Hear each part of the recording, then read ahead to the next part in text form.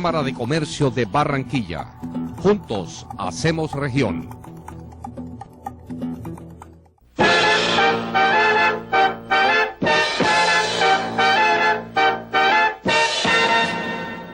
Amigos del Caribe colombiano, bienvenidos a Puntos de Vista. Nuestro invitado, Julián Schwilderman, Muy bien. otra vez pude, ¿no? Muy bien. Analista político internacional que está de vuelta en Colombia y en Puntos de Vista. Julián, un placer tenerlo nuevamente. Al contrario, gracias, Manuel. Mucho ha pasado desde la última vez que estuvimos en este programa en el campo político internacional, ¿verdad? Así es, sí. De todos los hechos, ¿cuál destacaría usted como el más impactante para el mundo? Bueno, para el mundo, digamos que el hecho de que haya habido un cambio en la administración de Estados Unidos es importantísimo en virtud de la influencia internacional de ese país. Y el cambio está marcado incluso por una personalidad que a su vez marcó un cambio interno en lo que es la situación, por así decir, racial en Estados Unidos, por ponerlo de alguna manera. No fue simplemente un cambio de gobierno y un cambio de partido, sino que quien asumió fue un hombre de raza negra. Él es mestizo, en realidad es padre y madre blanco y negro, pero digamos negro en términos generales. Y esto creo que marcó muchísimo a nivel el ejemplo que dio al mundo entero, en Latinoamérica, aunque en Europa sobre todo, una Europa que en general aspira mucho a la multidiversidad, a la multiculturalidad, a la multirracial, y aquí tienen un modelo fantástico. ¿Qué pasa que en Estados Unidos el anglosajón, el norteamericano descendiente de irlandeses, en fin, el blanco, Sí. vote por un negro? Porque es que los blancos eligieron a Obama, no fue la raza negra, no fue la población negra ni los latinos, ¿verdad? Exactamente, sí, los negros obviamente que votaron masivamente por Obama, Pero la mayoría es... pero la ganancia la dio por la mayoría blanca que lo ha votado. Claro. Bueno, porque yo creo que el tema racial no fue un tema, esto es lo más central, creo que el propio Obama lo marcó claramente, él no hizo campaña enfatizando la cuestión racial, eso fue muy inteligente, muy maduro de su parte, no lo presentó como una revancha de la comunidad negra hacia los WASP, como se dice, ¿no? Los anglosajones blancos, y fue marcado como que lo que él proponía era una ideología diferente, un enfoque diferente, y fue el eje por ese lado. Un side effect, digamos, fue presentado como que era una gran realización de la sociedad norteamericana que un negro obtuviera la presidencia. Pero creo que en este sentido lo que explica es fundamentalmente por afinidad ideológica del Partido Demócrata, y hubo un cansancio también popular con algunas políticas del presidente Bush, que había una necesidad de cambio, y el cambio en términos así simbólicos era doble, porque era el cambio a otro partido y el cambio racial espectacular que también se iba a dar, ¿no? ¿El pueblo norteamericano está tan preparado para votar por una mujer como lo estuvo para votar por un afrodescendiente? Yo creo que sí, Realmente Estados Unidos es, a mi entender, un ejemplo de democracia plena y auténtica. Sorprendentemente, a mi manera de verlo, es uno de los estados más criticados del mundo, Sí. De manera paradójica en muchos sentidos, que después veremos. Pero yo creo que definitivamente. Hillary Clinton hoy es secretaria de Estado, es una mujer. Una predecesora de ella fue Madeleine Albright.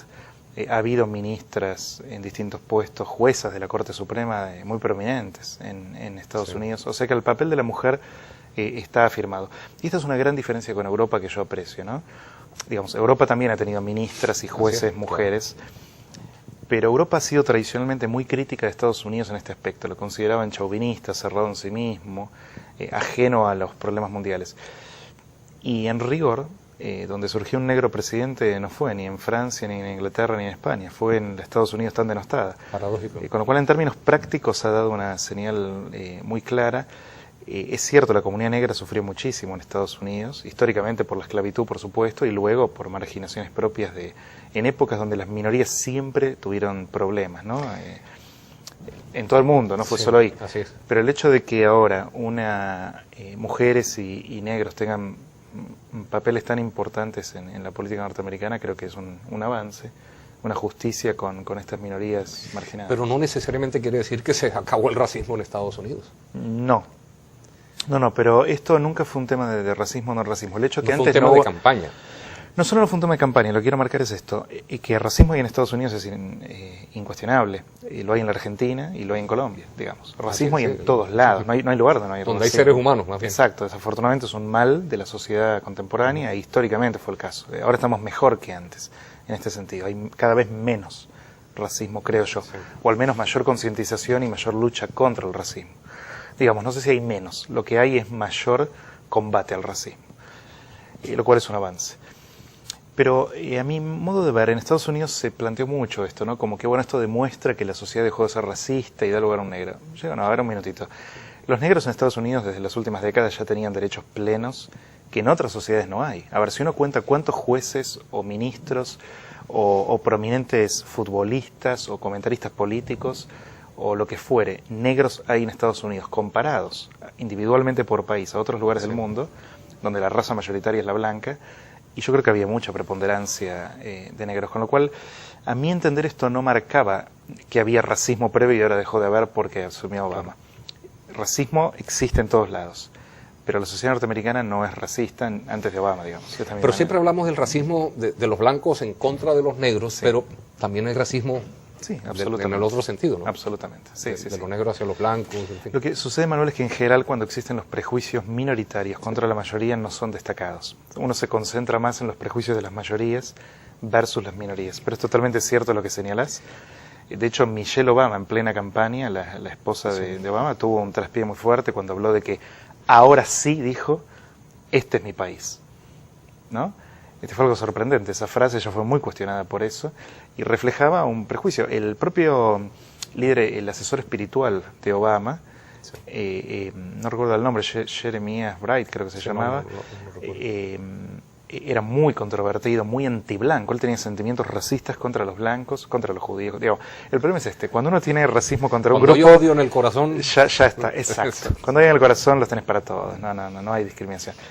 Los primeros 100 días de Obama ya han pasado pues más de 100 días obviamente, pero ¿ha llenado las expectativas? ¿Cuál es la primera impresión en este corto tiempo?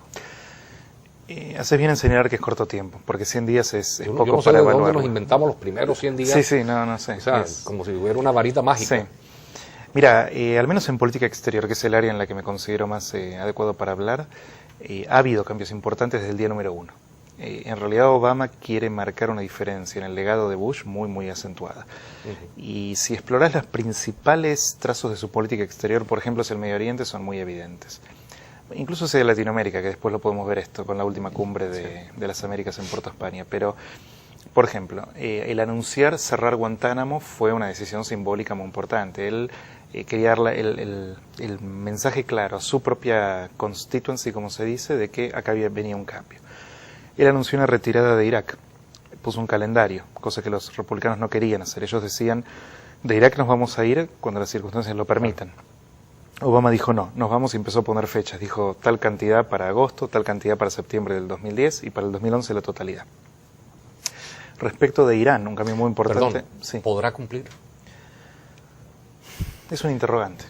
Porque es que puede suceder cualquier cosa que eche por tierra eso. ¿No? Sí, ese es el problema de los calendarios. La realidad es que más allá de la diferencia ideológica que los demócratas podían tener con los republicanos, desde el punto de vista político es una imprudencia hablar de un calendario porque en rigor la realidad marca el calendario, ¿no? Así es. Uno podía haber dicho, bueno, haremos un esfuerzo de procurar para determinada fecha tratar de estar fuera de allí, pero esto va a quedar sujeto a las realidades. Pero no dijeron eso. Él fue muy específico, puso las cantidades y las fechas con mes por año que se iban a ir.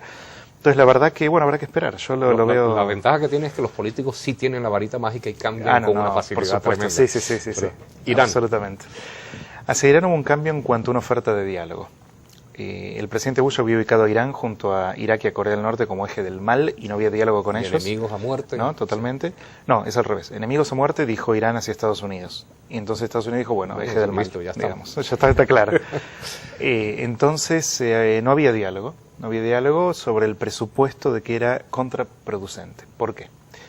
No porque no se creyera en la virtud del diálogo. Esto es necesario, siempre es la primera opción a defender. Pero uno tiene que tener la sabiduría de entender que cuando el diálogo no funciona, hay que apelar a otras opciones. Uno no puede pregonar diálogo insistentemente. Hablar por hablar. Claro, sí. Llega un punto que uno plantea, bueno, diálogo hasta cierto tiempo y si no funciona, chao. Los europeos hicieron eso. Desde el año 2002 al 2005 se hizo diálogo. Lo que Francia acuñó el término diálogo crítico con Irán. Correcto. Y Londres finalmente admitió, no sirvió para nada, dijo, abiertamente.